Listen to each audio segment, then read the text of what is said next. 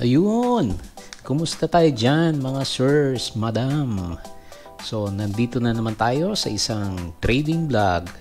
So, ang topic po natin ngayon ay tungkol sa support and resistance.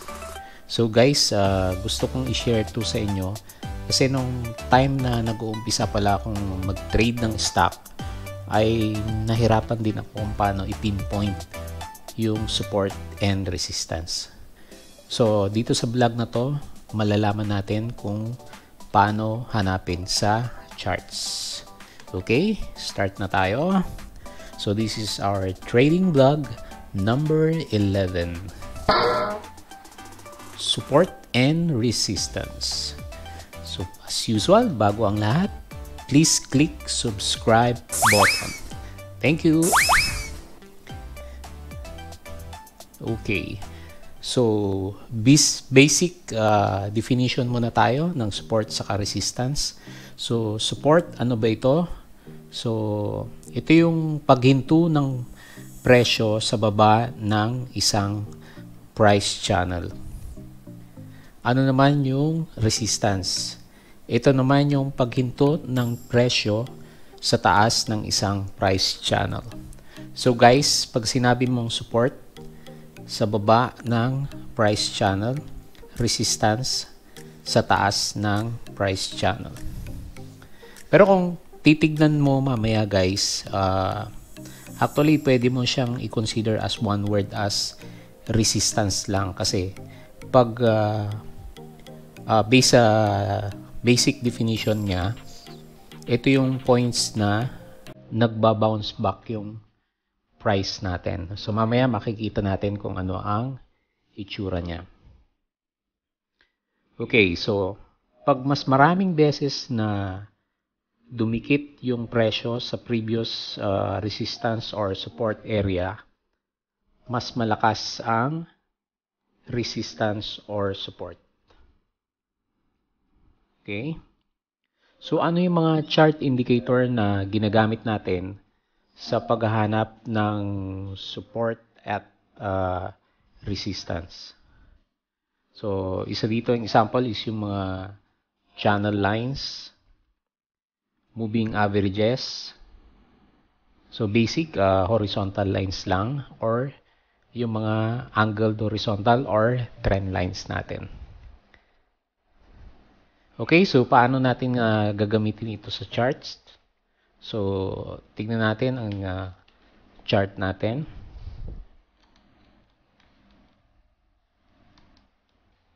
Okay, so nakabukas tayo ng PSEI index.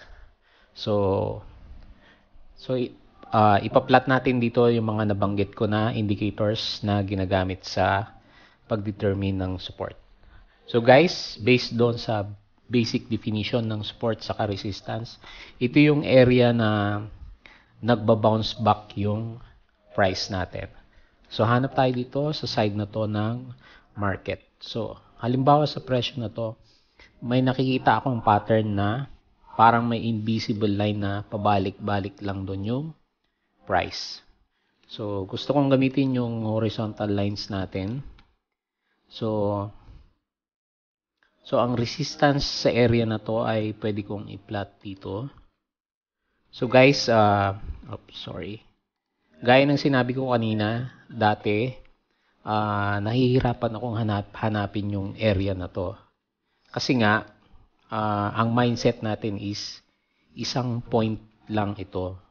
So, kumbaga, dito lang sa pinakataas na area na ito. Pero sa totoo lang naman, yung pag sinabi mong resistance or support, isa siyang area, hindi specific points lang. So, pwedeng dito sa side na to.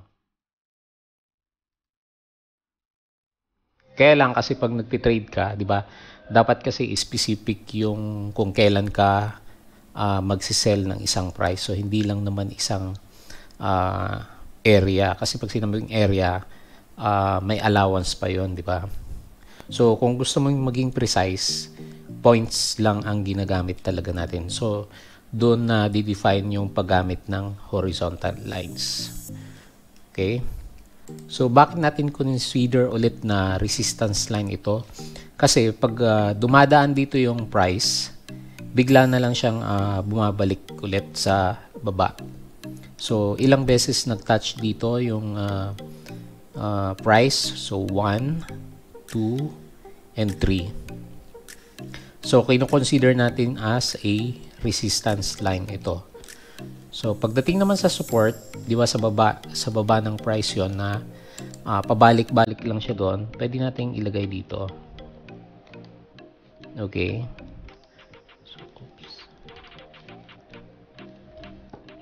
So, titingnan naman natin, pagka-bounce niya sa resistance, nung umabot siya sa horizontal line na to, nag-bounce din siya pabalik sa taas. So, yun naman yung basic function ng support. So, siya yung nagsusupport ng presyo para hindi bumagsak. So, ilang beses nangyari sa line na to? 1, 2, and 3. Okay. So siguro tinatanong nyo na ngayon, pwede ko namang ilagay dito yung support line ko, di ba? So, pwede naman guys, pwede natin lagyan dito. Ayan. So depende sa inyo yan. Pero kasi pag nagtitrade ka, kino-consider mo lagi yung lowest point na may paulit-ulit na nangyari. Okay, so ito yung basic sample ng resistance saka support gamit ang horizontal lines. So, gamitin naman natin yung trend lines. So, kagaya ng sinabi ko din kanina, pag trend lines, ito yung mga angled na resistance area. Kasi hindi naman diretsyong taas-baba lang yung price, di ba? So, kagaya ng lecture natin sa formation ng bullish na trend is meron siyang zigzag lines na pataas. Diba? So, gamit tayo ngayon ng trend line. So, kung makikita ko dito sa side ng market na to, di ba parang meron siyang sinusundan na linya din. So, pwede nating iguhit. So, gamitin natin yung mga points na mabababa sa trend area na to. So, ito, saka to. So, clinic ko yung trend line dito sa side na to. Iko-connect ko lang siya doon. So, mula dito, start dito, hanggang sa end ito. So, yan yung basic na gamit ng trend lines natin. Diba? So, hindi ka naman pwedeng gumamit. Pwede ka din gumamit ng horizontal line dito. So, illustrate lang natin yung paggamit ng trend line. Okay? So, next is yung paggamit ng channel lines. So, meron ka ding indicator dito para sa channel lines. So, itong parallel channel. So, katulad din lang naman siya ng horizontal line. So, pag clinic mo nga lang siya, magkakaroon ng kulay yung area ng support saka resistance. So, for example na to, ulitin ko lang to. So, start na ito dito, click, drag natin hanggang sa next resistance na point. Okay, then drag down natin. So, ito yung tinatawag na channel lines. So, visibly, nakikita mo yung points na kino-consider natin. So, pwede mo din siyang gamitin sa dito sa area na to instead na trend lines. So, gamitin ulit natin siya. So, dito sa point na to, papunta sa point na to. So, pwede mo siyang gawan dito. Okay? So, yan yung channel lines natin. Tapos, i-try din natin yung moving averages. Okay? Punta tayo sa indicator. Type natin moving averages. Okay. So, ang default setting kasi ng chart natin is 9 days sa moving average. So, pwede mo siyang i-adjust para ma-meet niya yung mga criteria na dumadaan dun sa mga significant na point natin. So, lakihan muna natin para makita. So, ang isang next na common na moving average is 20. Okay. So, punta tayo dito sa downtrend side ng market. Okay. So, may napapansin ka ba sa price movement mula dito sa point na to hanggang dito sa pababa? Guys, 'di ba parang meron din siyang invisible line na sinusundan. So, pwede mo siyang gamitin yung moving averages as a dynamic resistance kasi nagbo-move siya based doon sa mga averages ng price na to. So, although hindi siya eksakto na nagpa-bounce back pagdating dun sa line na to. Pero makikita mo dito sa uptrend side niya, so nagko-confirm siya. So, nag-fit yung moving average natin. So, pagdating dito, tingnan mo to. Nag-up, nag-down, then near dito sa moving average, nag-bounce back, nag-down ulit. So, after ng bounce niya dito, nag-move up, then nag-bounce back again. So, ganun gamitin yung moving average. Sa moving average, kailangan hanapin mo kung ano yung fit dun sa existing na price trend. Okay, so guys, ganun yung gamit ng mga indicators para sa support and resistances natin. So, balik tayo dun sa presentation. So, next is, ano naman yung practical na gamit ng support at resistances natin. So, ito yung main importance ng support saka resistance. Kapag nabutas yung support o resistance, posible na may malakas na price change na mangyayari. So, pag nabutas yung support, pwedeng magkaroon ng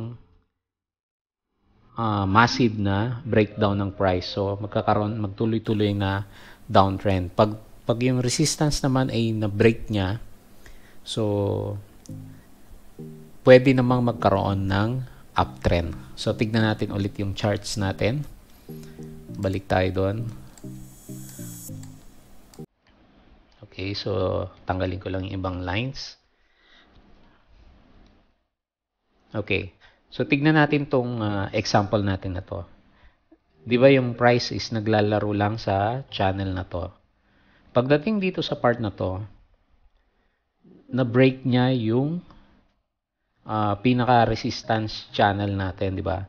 So, biglang nag-breakout dito. So, kung titignan mo yung volume, merong malaking volume na nangyari dito. So, ilang days din yan. 1, 2, and 3. Then, nag-breakout yung price. After nag-breakout ng price, nag-accelerate na yung price change natin. So, nagkaroon ka agad ng uptrend. So, malaking percent ng gain na yan pag nakabili ka dito sa breakout na to. Yun yung isang sinasabi natin na pag na-break mo yung resistance, pwede kang magkaroon ng uptrend. Okay? So, punta naman tayo doon sa pag na-breakdown naman yung support.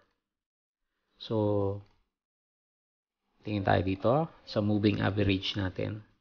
So, di ba sabi natin dito kanina, nag-a-act as support yung moving average natin. So, tingnan mo, nung yung price ay bumagsak sa ibaba ng support line na moving average, so, nagtuloy-tuloy na yung pagbagsak ng presyo. So, nag-attempt siya na bumalik sa taas. Pero, although na-break niya yung moving average natin, bumalik pa rin siya sa baba. Ayun. So, hanggang sa mag-downtrend na siya. So, actually guys, kung titignan mo, nagre-reversal yung function ng support saka resistance. Okay? Tignan mo dito. Okay, balik natin.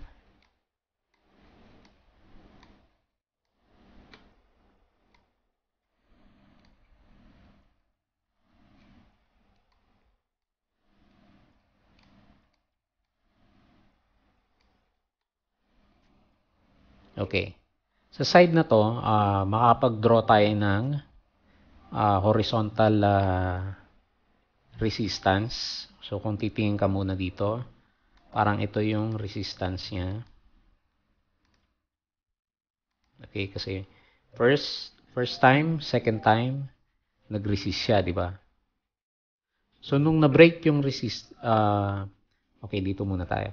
Nung na-break yung resistance pwedeng mag-act as a support. Tignan mo dito, nag-breakout siya. So, tumaas yung price, nagkaroon ng rejection, bumalik siya ulit. Pero, anong nangyari? Nag-bounce back yung price. So, yung dating resistance natin, nag-a-act na siya as support. So, in reversal ng role naman, dito sa isang side na to, dati, ito yung support natin sa point na to. So, support line siya. Nung na-break yung support, nag-bounce back doon yung price, nag-act naman siya ulit as a resistance. So, nagkakaroon ng reversal na role yung resistance saka support. So, guys, nakikita na natin ngayon yung importance ng pagpipinpoint ng location ng support saka resistance. So, importante na ma-visualize natin kung saan nakalagay ito sa isang chart para alam natin yung ginagawa natin. So, pag na-break yung support, possible na magda-downtrend. Pag na-break yung resistance, possible na magkaroon ng uptrend. Okay? So, yun yung discussion natin ngayon sa support and resistance. I hope na may natutunan na naman kayo. At kung sa tingin mo ay very informative ang video na to, don't forget to subscribe. Okay guys, see you in my next trading vlog. God bless.